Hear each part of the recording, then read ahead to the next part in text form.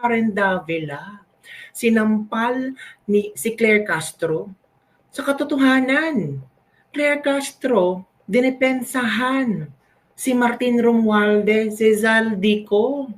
Grabe no, ang Malacanang pa ang nagdepensa sa kanila. Sabi pa ni Claire Castro, inosente si Martin Romualdez. Wala ka. Talaga ba? Kaya talaga nagbigay ng sariling opinyon si Karen Davila. Claire Castro, ikaw ba ang spokesperson ni Martin Romualdez? Di ba dapat ang inyong sasalitaan o bibigyan ng linaw kung ano ang mga proyekto ng presidente, ano ang ginawang maganda ng presidente, kung ano ang ginawa ng presidente sa panahon ng sakuna ngayon sa Cebu. Pero iba yata ang tema mo ngayon. Parang pagdepensa kay Martin Romualdez at Zalgo at tinawag mo pa itong mga inosente. Romualdez, dapat ituring na inosente ayon sa palasyo. Sa ngayon, lahat po ng naituturo at nababanggit ng pangalan, dapat nating ituring na inosente. They should be presumed innocent until proven guilty. Let us go to where the evidence lead us. Kung natin pinagtatanggol dito ang former House Speaker o Representative Romualdez. Pero babase lamang po tayo sa kanya naging salaysay. Unang-una, sinabi niya rin po. Ang sabi kasi ni Karen Davila, mga kabibig, why is Malacanang speaking on behalf of the former Speaker of the House? He can very well defend himself. The job of the Presidential Communications Office is to speak for the President. When the PCO defends or attacks someone, it gives impression the President is behind it. With an ongoing investigation on the budget and flood control anomalies, and demeanor of impartiality might be prudent. Kaya nga sabi ni Karen Davila, is Malacanang defending Martin Romualdez and Zaldico? Is Malacanang speaking on behalf of former Speaker Martin Romualdez? Why? Martin cannot defend himself? Di ba may mga spokesperson naman si Martin dyan sa Kongreso? Wala na kasi eh. Si Martin, hindi na siya speaker eh. Diba? Tama si Karen Davila. Tama ang pagsupalpal, ang pagsampal ni Karen Davila kay Claire Castro. Parang, ano ba? Sinasahuran ka ba ni Martin Romualdez Claire Castro para depensahan siya? Para ikaw ang magsalita para sa kanya? Ginawa mong pipi, bulag, bingi. Ginawa mong inutil si Martin Romualdez because he cannot speak on behalf of himself. Pabida-bida ka lang or paeba ka. So it means, itong mga sinasabi mong ito later sa video, ito yung statement ni BBM na nirelay mo lang. Kasi spokesperson ka eh. Kung ano ang binigay ni BBM o Claire Castro, ito isasambit mo.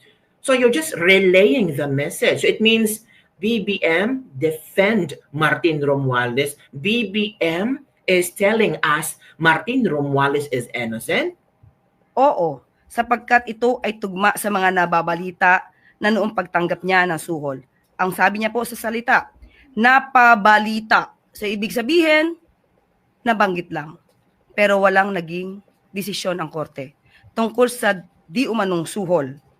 Pangalawa, sinabi niya po na bakit pinili ng Pangulong Marcos si Representative Martin Romualdez bilang Speaker of the House. Wag niya pong kalimutan na meron pong separation of powers. Wala pong kinalaman o wala pong maaring responsibilidad sa pagpili noon kay Representative Martin Romualdez bilang House Speaker. So wag niya pong kakalimutan yon. At yung binabanggit niya pong Delaware decision sa Delaware Court, muli, nakita po natin to pero wala rin pong lahat naman ang nakakagigil lang, no? It's because he is defending Martin Romualdez. Dapat sana she will not discuss these issues regarding to Martin Romualdez. Bakit siya nagdepensa? Bakit siya ang sumasagot? So, galing ito kay BBM. Ako, BBM ha, pinagtanggol mo si mention na si Speaker Romualdez or si Representative Romualdez ay guilty Ang sabi lamang niya dito sa kanyang pahayag na mention ng 17 times. Nako. Sino naman nagsabing guilty si Martin Romualdez? Wala naman nagsabi Kayo lang ang nagsabi. Bakit? Ramdam nyo ba na yan ang pananaw ng ating mga netizen? Oo, yan ang pananaw. We are entitled to speak up. Pero grabe no, siya nagdepensa kay Martin Romualdez. Parang nakakatawa. Sabi ni MJ Kiambao Reyes, mga kabibig, sabi niya dito, sabi niya dito ni MJ parang nakaka-shock lang. Wait, bakit ba si Auntie Claire mismo ng Malacanang ang dumidepensa kay Martin Romualdez? How can we now expect fair and honest investigation and justice kung mismong Malacanang ang mabilis pa sa alas 4 sa pagdepensa sa kanya? You're doing your boss BBM disservice, madam. Unless, of course, I'm wrong and your real boss is Martin. Oo nga, parang nagmukha yatang si Martin na ang naging boss ni Claire Castro ngayon. Parang hindi na si BBM. Kaya yan ang nakita ni Karen Davila. Why the PCO spokesperson is answering allegations of Martin Romualdez. Why not Martin Romualdez answer this one? Sabi pa dito, why don't you just let his newly appointed spokesperson and his very loyal and trusted ally, Ace Barbers? Oo nga si Ace Barbers. Dapat nagpa-press con si Ace Barbers kasi siya yung spokesperson ni Martin Romualdez. Ewan natin, bobo ba itong si Martin Romualdez because he cannot defend himself, he cannot speak up. Diba? Do the talking para di naman masyadong obvious ang sarsuela. Tama si MJ Kiambao. MJ Kiambao Reyes, tama siya. Diba, meron namang spokesperson na. Diba si Ace Barbers? Bakit hindi si Ace ang nagsalita? Nagpa-press con para isahang tanong ng mga press, isahang sagot. Hindi yung parang PCO. Diba, nakakatawa lang na itong Presidential Communications Office. So it means for the President. Diba? Yung mga lahat ng impormasyon galing sa presidente. So it means ipinagtanggol ni BBM si Martin. Yan ang sabi ni Claire. Diba? Kalerky naman mga kabibig. Para nakakatawa lang. Diba? Romualdez at Zaldico at iba pang pinangalanan. Dapat raw na ituring na inosente sa ngayon ayon sa palasyo. Yun na. Yun ang ilang. Kaya na ano ba? Parang kung ako si Karen Davila ba? Parang, wow. Bakit ganito ang sarsuela? Bakit ganito yung reaction nila, paniniwala? Grabe. Ito ang komento ng ating mga netizen. Si Romualdez naman talaga pinuno ng lahat ng kaguluhan at korupsyon at pagkasira ng bayan. Si BBM presidente lang yan. Yung isa magnanaka, yung isa harap sa kakahihiyan. Kasi nga talagang walang alam si BBM sa pagpapatakbo ng bansa. Binalik lang niya yung dating sistema na tinanggal ni Duterte. Kung may maayos lang sanang papalit, pwede sanang mawala. Nung nakaraan yung speaker, may sariling spokesperson. Ngayon yung dating speaker, PCO na ang nagsasalita. Di ba hindi magandang tingnan? Kaya nga si Karen Davila, talagang nag-react si Karen Davila. Ano ba to? Laro? Hindi ba pwedeng si Martin magsalita? At ngayon, mga kabibig eto na. Ito na ang malaking issue ngayon kung saan si Martin Romualdez, breaking news to, pinapasupina na ng Independent Commission for Infrastructure sina Leyte 1st District Representative Martin Romualdez, former Representative Zaldico at former DPWH Secretary Mark Villar upang dumalo sa pagdinig hinggil sa investigasyon ng maanumalyang flood control projects ayon kay ICI Executive Director Brian Hosaka. Nako po. Yan na. Diba? Yan na ang sinasabi natin na kung saan pinapatawag na. Of course, dapat lang talaga. Diba? Sabi nga ni Miss Suzette Severo Doctolero, ba't kaya panay ang tanggol ng anti-Claire natin kay Speaker? Hindi naman si ex-Speaker ang presidente. To think na may Speaker na ngang itinaga si ex-Speaker. Ipapaubayan na lang sana ni Ante kay Barbers ang napakahirap ng trabahong ipagtanggol sa ex-speaker. Kaysa si Ante Claire pa natin ang nagsasalita para depensahan si Martin. Bad optics kasi. Nagbibigay rin ito ng masamang mensahe na tila yata masyadong obvious na protected si speaker. Ano? Palagay nyo? Kaya dapat lang rin na isa publiko ang gagawing pagdinig at investigasyon ng kanilang nilikhang Independent Commission for Infrastructure ICI at chuchu whatever para ma-witness natin kung ito ba ay sarswela o totohanin talaga.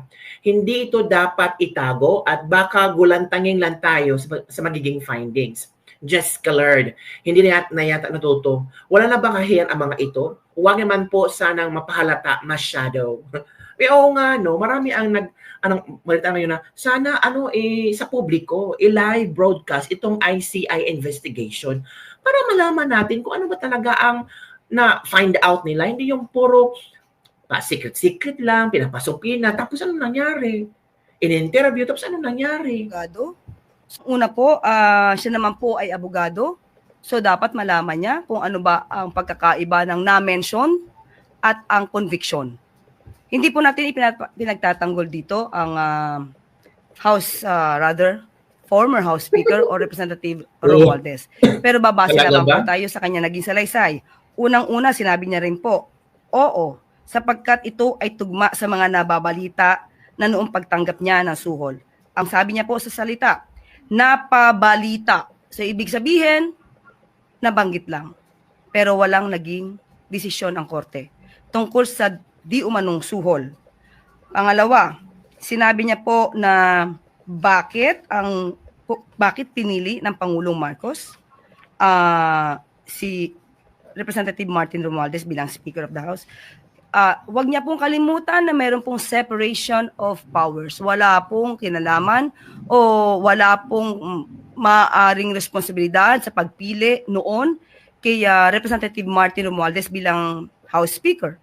So, wag niya pong kakalimutan yon. At yung binabanggit niya pong Delaware decision sa Delaware Court, muli, nakita po natin to pero wala rin pong mention na si Speaker Romualdez or si Representative Romualdez ay guilty. Ang sabi lamang niya dito sa kanyang pahayag na mention ng 17 times.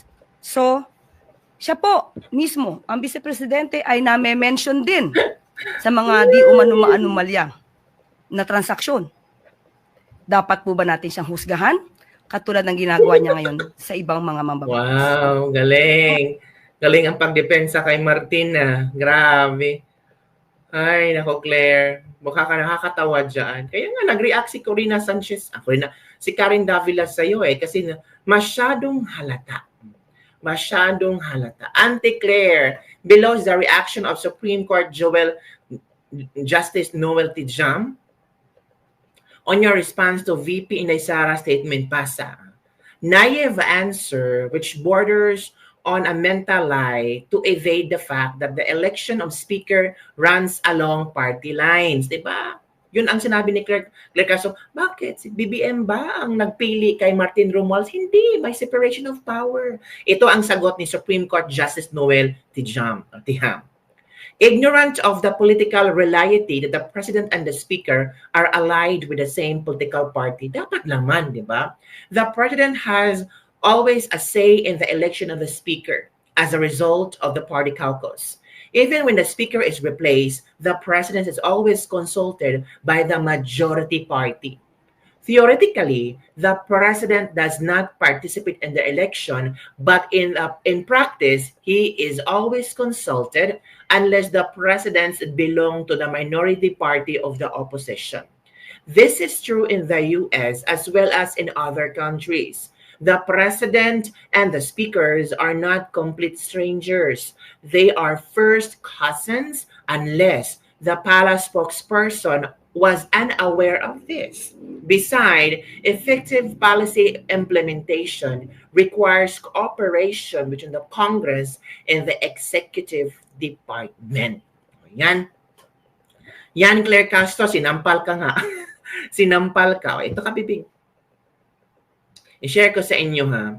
I-share ko yung statement. Ito yung statement na kailangan masampal ni Claire Castro ito.